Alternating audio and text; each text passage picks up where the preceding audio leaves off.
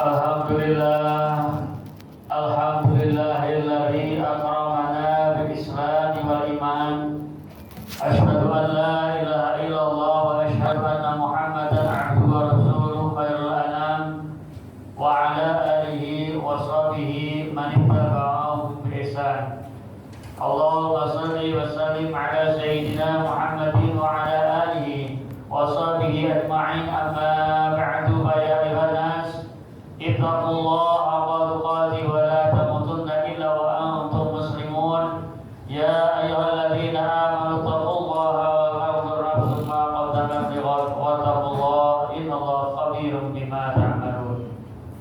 Hadirin jamaah salat Jumat yang mengharapkan ridha Allah Subhanahu wa taala, marilah kita tingkatkan rasa takwa kita kehadiran Allah Subhanahu wa taala dengan seadanya takwa, menjalankan segala perintah Allah dan menjauhi larangan dari Allah Subhanahu wa taala. Allah Subhanahu wa taala telah menyimpan ridhonya Allah Subhanahu wa taala di dalam ketaatan kita kepada Allah, dan Allah Subhanahu wa taala menyimpan berkahnya ketika seorang bermaksiat kepada Allah Subhanahu wa taala.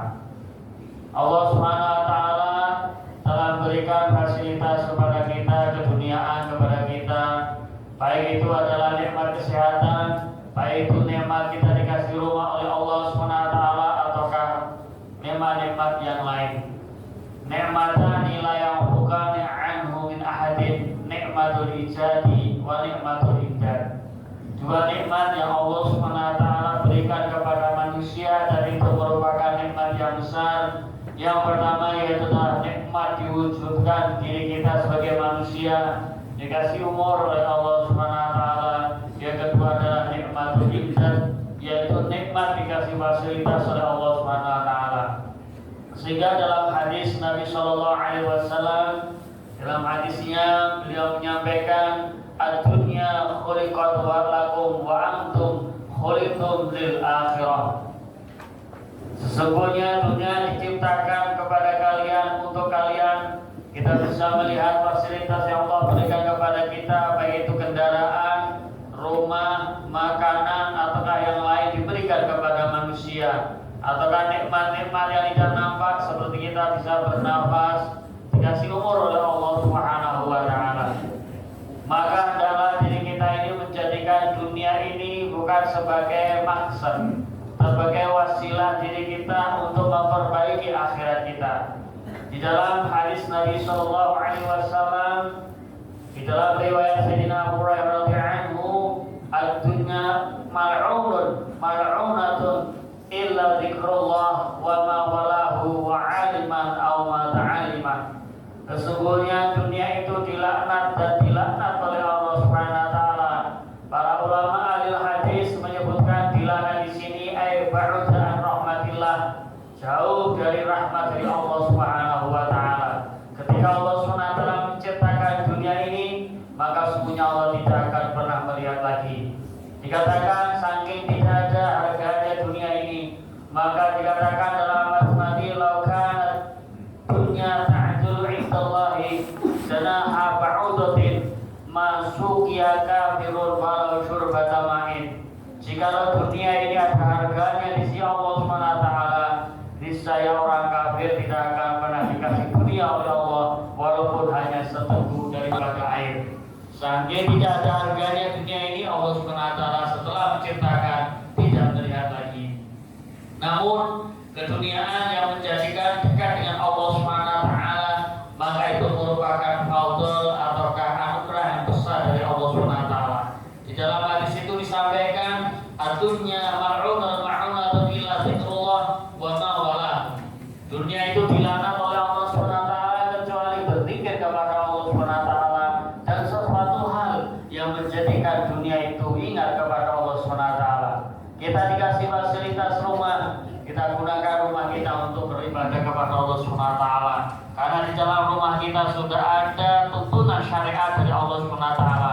Bagaimana ketika masuk dengan salam, di rumah diisi dengan membaca daripada ta'lim, membaca daripada hadis Nabi, membaca kisah-kisah para sahabat, ataukah yang lain, menghiasi rumah kita dengan membaca Al-Quran. Dikatakan zayyinu buyutakum bi tilawatil Quran. Hendaklah hiasilah rumah kalian dengan membaca Quran. Karena dengan kita membaca Quran di rumah kita, maka sungguhnya rumah kita akan bersinar terang seperti cahaya bintang yang ada di langit yang begitu terang. Maka semuanya sudah diatur oleh Allah Subhanahu wa taala. Mungkin kita mempunyai daripada kendaraan dan kendaraan kita gunakan untuk mendekatkan diri kepada Allah Subhanahu wa taala. Kita gunakan untuk berangkat ke masjid, kita gunakan untuk menolong orang yang lemah ataukah hal-hal yang lain.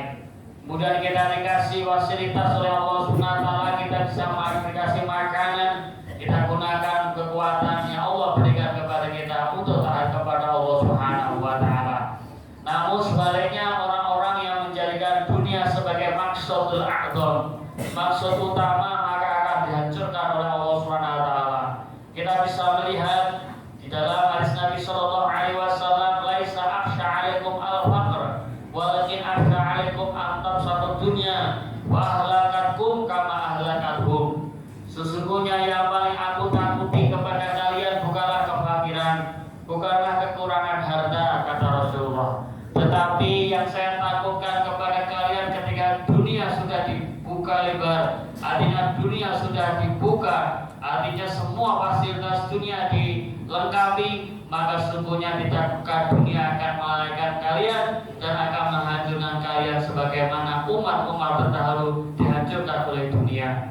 Kita bisa melihat Fir'aun alaih dihancurkan karena keduniaannya, yaitu dengan jabatannya. Kita bisa melihat Qarun alaih dihancurkan oleh Allah SWT karena dia punya harta yang begitu banyak, maka dihancurkan oleh Allah SWT karena dunianya tidak menjadikan dirinya taat kepada Allah SWT. Kita bisa melihat Haman yang dihancurkan oleh Allah SWT, ataukah berupa kaum 'Ad, kaum Thamud, kaum Ras yang dihancurkan oleh Allah SWT karena mereka terbuai dengan dunianya.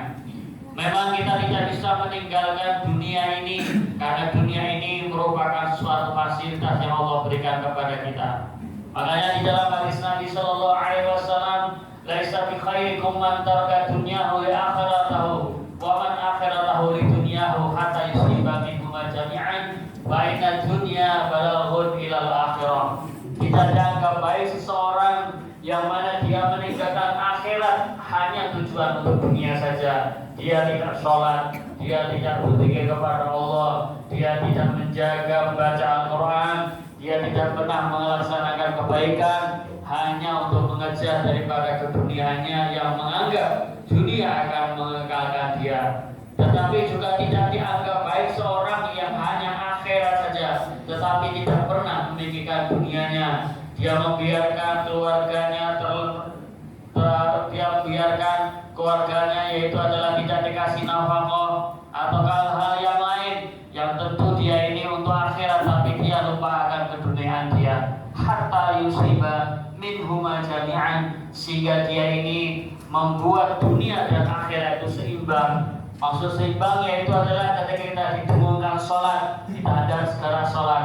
Setelah selesai sholat kita mantasyuru bil ardi wabtahu min fadlillah, mencari fadlnya Allah Subhanahu wa taala, mencari rezekinya Allah Subhanahu wa taala. Hatta yusiba minhuma jami'an, sehingga kalian ini mengkondisikan atau menyimbangkan daripada dunia digunakan untuk mendekatkan diri ke akhirat Allah Subhanahu wa taala. Fa inna dunya balaghun ila akhirah, karena semuanya dunia itu merupakan fasilitas kita untuk sampai kepada Allah Subhanahu wa taala. Kita bisa melihat sahabat yang dia menggunakan dunianya untuk mendekatkan diri kepada Allah Subhanahu wa taala. Bahkan dikatakan di dalam amalan orang Arab, fursanun binahar ruhbatun bilail.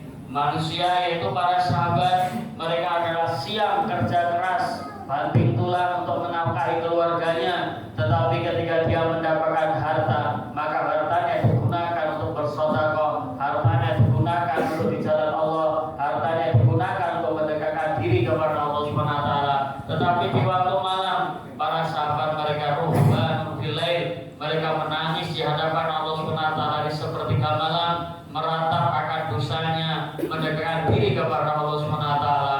Maka di masa itu sahabat dikatakan khairul qurun, sebaik masa, yaitu adalah masa di mana Rasulullah hidup, dan sahabat radhiyallahu taala dari mereka bersama dengan Rasulullah sallallahu alaihi wasallam. Maka hadirin jamaah salat Jumat yang dimuliakan Allah Subhanahu wa taala, bagaimana kita menggunakan dunia yang Allah berikan kepada kita ini, kita gunakan untuk bagaimana mendekatkan diri kepada Allah Subhanahu wa taala, sehingga dunia yang kita gunakan ini nanti tidak memberatkan diri kita di akhirat Allah Subhanahu wa taala, bahkan akan menjadikan diri kita ditolak oleh dunia karena kita menggunakan